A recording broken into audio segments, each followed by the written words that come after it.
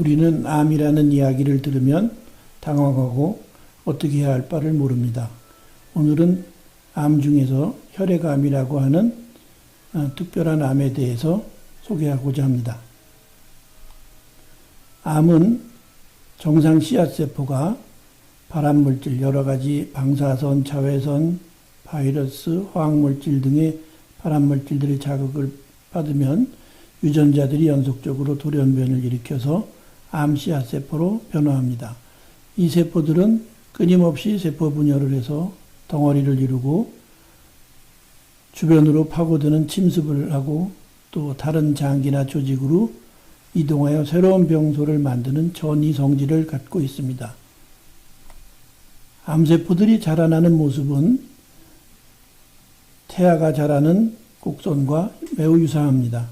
처음에는 하나의 암세포가 자랄 때 천천히 자라다가 어느 단계에서 갑자기 빠르게 성장을 합니다. 그리고 다시 천천히 자라게 됩니다.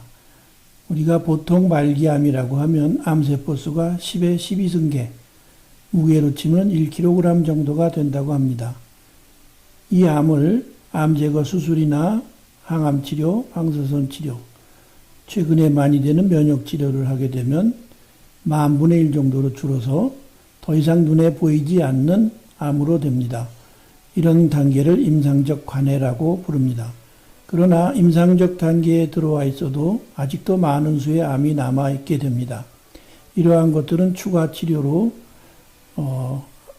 이식을 통해서 충분히 더 줄이게 되고 10의 3승 정도, 1000개의 암세포 미만이 되면은 우리 몸의 면역 기능이 이를 제거하는 결과를 낳게 됩니다.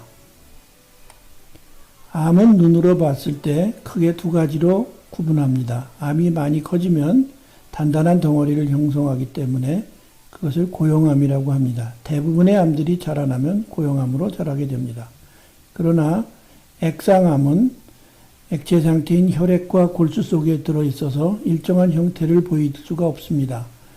혈액암이 바로 액상암을 대변합니다.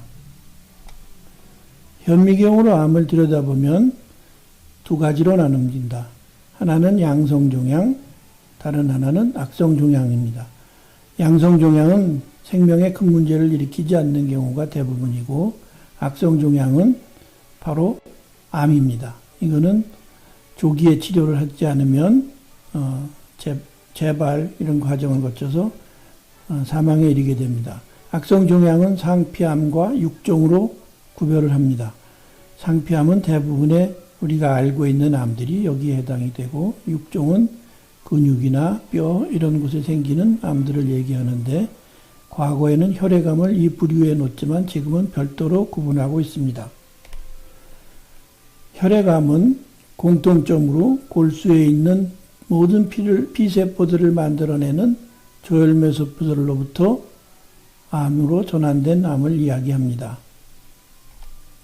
혈액암의 종류는 백혈병이 가장 대표적이고 그 외에 골수 이형성증, 골수 증식성 질환, 다발성 골수종, 악성 림프종 이렇게 구분이 됩니다.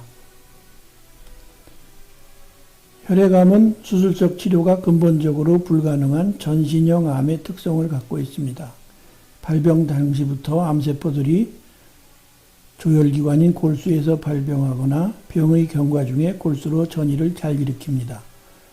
따라서 피 속의 각종 혈액세포들이 부족해짐과 동시에 혈류를 타고 전신을 돌아다니는 사기 고형암들과 유사한 성격을 보입니다.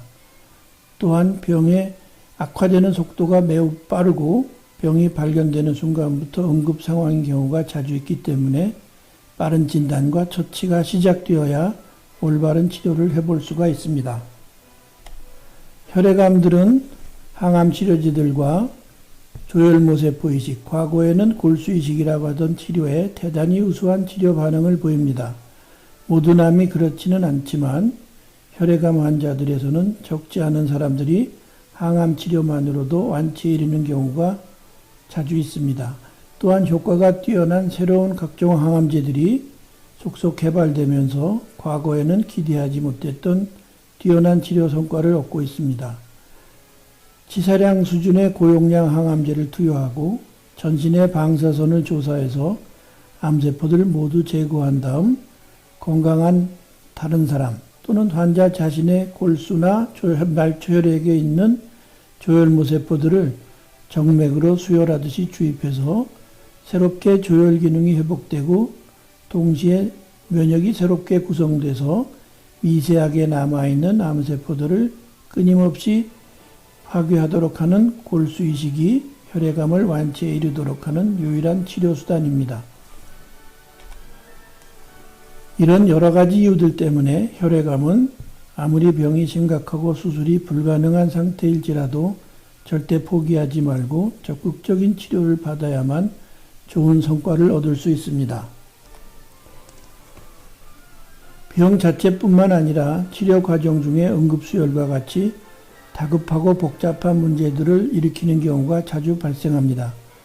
따라서 전문적인 집중관리를 하기 위한 진료-간호팀, 진료지원팀의 완전한 구성과 무균격리실과 같은 특수 필수시설과 함께 조혈모세포 이식을 위한 전신 방사선 치료 장비, 그리고 세포 초저온 냉동 보관 장비 등을 갖추고 있어야 할 것입니다.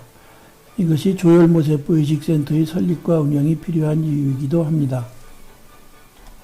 그림에는 조혈모세포 이식을 위해서 병원에 갖추고 있는 각종 장비와 시설들입니다.